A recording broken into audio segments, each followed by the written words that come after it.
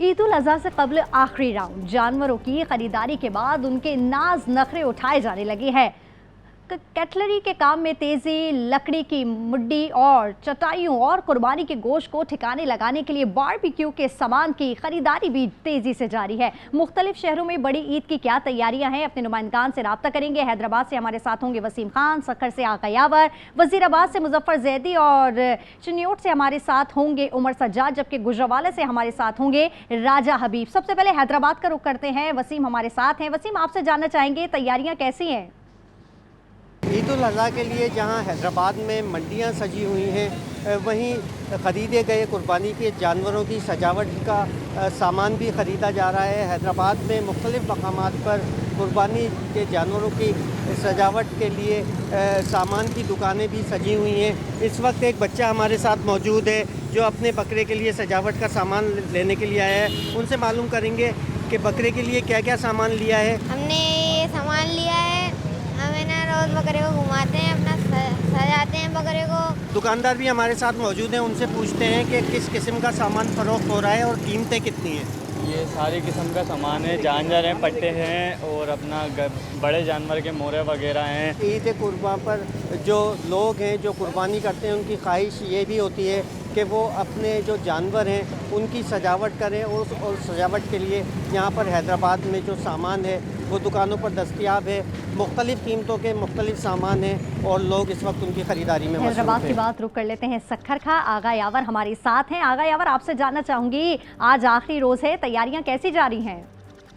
जी बिल्कुल, अब ईद कुर्बा में दिन नहीं बल्कि महज चंद घंटे रह गए हैं और ईद का काउंटडाउन शुरू हो चुका है। ईद पे जानवरों की खरीदारी अभी भी जारी है, लेकिन बहुत बड़ा मरहला खरीदारी का तय हो चुका है, जिसमें जानवरों की खिलाई पिलाई भी हो गई, उन्हें सजा संवरा भी दिया गया और अब मरहला है कुर्बानी के लिए उन चटाइयों और बास्केट का जिन पर गोश्त काटा जाएगा और गुरबा और मसाकिन में गोश्त तकसीम किया जाएगा। मैं शहर में ऐसे ही एक स्टॉल पर मौजूद हूँ जहाँ मेरे साथ एक शहरी मौजूद है। मैं उनसे जान लेता हूँ कि ये जो चटाइयाँ हैं ये कितना ज़रूरी हैं और कैसे मिल रही हैं। ये चटाइयाँ कुर्बानी के लिए बहुत अहम है। हम कुर्बानी के जानवर इतने महंगे लेते हैं और उनका ज़िबा करने के लिए हमारे पास जो है ना कोई चीज़ नहीं होती मुतबादिल, ज़मीन पे गोश्त रख नहीं सकते, तो लिहाजा चटाइयाँ इसीलिए लेते हैं। इसके ऊपर गोश्त बनता है हमारा, साल में एक दफ़ा, ये 2-3 दिन के लिए होता है। उसके बाद ये टोकरियाँ हैं, ये गोश्त तकसीम करने के काम आती हैं, तो इसलिए हम टोकरियाँ भी लेके जाते हैं, चटाइयाँ भी लेके जाते हैं। जी, इनका यही कहना है कि चटाइयाँ जो हैं वो मुनासिब कीमतों में फ़रोख्त हो रही हैं, चूँकि महंगाई भी है और ये चीज़ आइटम बहुत ज़रूरी भी है, तो इसलिए आज हम इसकी खरीदारी कर रहे हैं। सक्खर की बात युक्त करते हैं, वजीराबाद का मुजफ्फर जैदी हमारे साथ हैं। मुजफ्फर, बताइएगा, वक्त कम है, मुकाबला सख्त है, तैयारियां कैसी जारी हैं? जी बिल्कुल, मैं इस वक्त वज़ीराबाद में कटलरी मार्केट में मौजूद हूँ, जो पाकिस्तान की सबसे बड़ी मार्केट के तौर पे मशहूर है। यहाँ पर चाकू, छुरी, टोके, नेज़े और तलवारों की जो मैन्युफैक्चरिंग भी होती है और इस बाज़ार में सेल और परचेज़ का कारोबार भी होता है। दुकानदार परेशान है और इस मार्केट में ग्राहकों का रश उस तरह नहीं है जिस तरह पहले हुआ करता था। मेरे साथ इस वक्त यहाँ की मार्केट के एक होल सेलर भी मौजूद हैं, हम उनसे इस हवाले से बात करते हैं। जी बताइएगा, क्या वजह है, ग्राहक क्यों नहीं इस मार्केट का रुख कर रहे हैं? कारोबार की सूरत हाल जो है ना वो मुकम्मल चेंज हो चुकी है।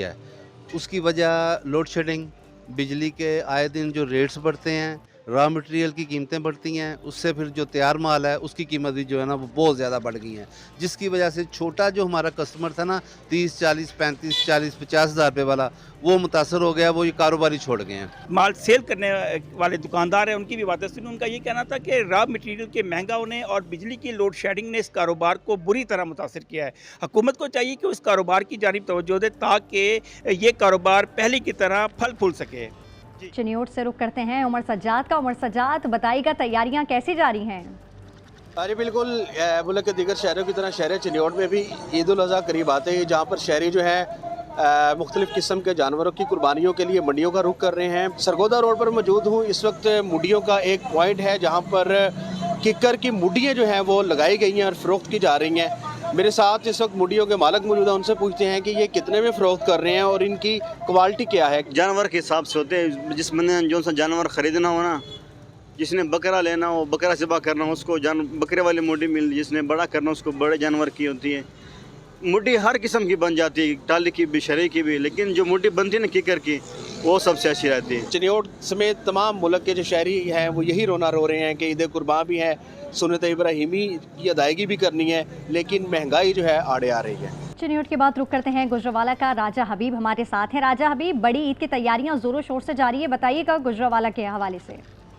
जी बिल्कुल, ईद कुर्बान हो और पहलवान खाबों पर हाथ साफ करने की तैयारियां ना करें, ये कैसे मुमकिन है। ईद कुर्बान करीब आते ही यहाँ पर बारबेक्यू का सामान बनाने वाली जो दुकानें हैं, जो कारखाने हैं, वहाँ पर फ़रोख्त बढ़ी है। यहाँ पर सीखों, कीमा मशीन, इसी तरह अंगीठियों की फ़रोख्त जो है वो बढ़ी है। क्या कहेंगे, सीखें, कीमा मशीनें और इसी तरह अंगीठियाँ जो हैं उनकी मांग किस हद तक बढ़ी है?